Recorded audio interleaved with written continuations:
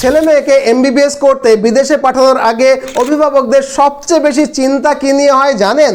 নিরাপত্তা বা সেফটি নিয়ে। দেখুন, এটা হলো অভিভাবকদের স্বাভাবিক উদ্বেগ। বাবা মায়ের মন তো, তাই খুব স্বাভাবিকভাবে প্রশ্ন থাকে যে বিদেশে গেলে তাদের সন্তানেরা নিরাপদে থাকবে তো। তবে বাস্তবে অধিকাংশ স্বনামধন্য বিশ্ববিদ্যালয়ে আন্তর্জাতিক শিক্ষার্থীদের নিরাপত্তার জন্য কঠোর ব্যবস্থা থাকে। হোস্টেলে নিরাপত্তারক্ষী, CCTV camera, card entry system, নির্দিষ্ট সময়ের নিয়ম, প্রয়োজনে অ্যাম্বুলেন্স ও ডাক্তার, এর সব সুবিধাই থাকে। তাই অযথা ভয় পাওয়ার তেমন কোনো কারণ নেই। তবে যদি আপনি আপনার ছেলে বা মেয়েকে উজবেকিস্তানে এমবিবিএস করতে পাঠাতে চান, তাহলে আমি আমার ব্যক্তিগত অভিজ্ঞতা শেয়ার করতে পারি। কারণ আমি বহুবার উজবেকিস্তানে গিয়েছি, সেখানকার মেডিকেল ইউনিভার্সিটি আমি নিজে ঘুরে দেখেছি। তাই আমার ওপরে ভরসা রাখতে পারেন। প্রথমত, উজবেকিস্তান হলো ভারতের খুব কাছাকাছি একটা দেশ।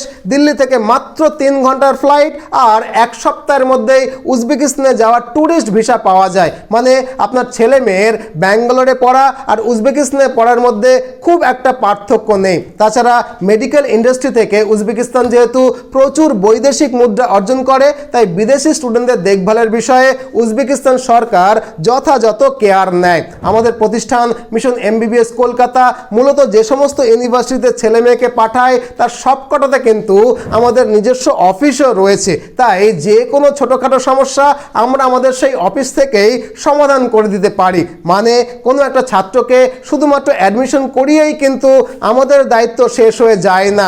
পুরো 6 বছর সময় ধরে স্টুডেন্টদের অভিভাবক এবং স্টুডেন্টদের সঙ্গে কোঅর্ডিনেশনের কাজটা কিন্তু আমরা দায়িত্ব সহকারে চালিয়ে যাই। আপনি চাইলে এখন যে সমস্ত স্টুডেন্টরা উজবেকিস্তানে পড়ছে, তাদের অভিভাবকদের সঙ্গেও আমরা আপনাকে কথা বলিয়ে দিতে পারি। সেক্ষেত্রে আপনাদের এই উদ্বেগ অনেকখানি কমবে। যদি কথা বলতে চান, তাহলে এই নম্বরে ফোন করে জানতে চান যে কিভাবে আপনি অন্যান্য অভিভাবকদের সঙ্গে কথা বলতে পারবেন, অথবা চাইলে অ্যাডমিশনের বিষয়ে বা অন্য যে কোনো দরকারে নিশ্চিন্তে আপনি এই ফোন নম্বরে ফোন করতে পারেন। Call now.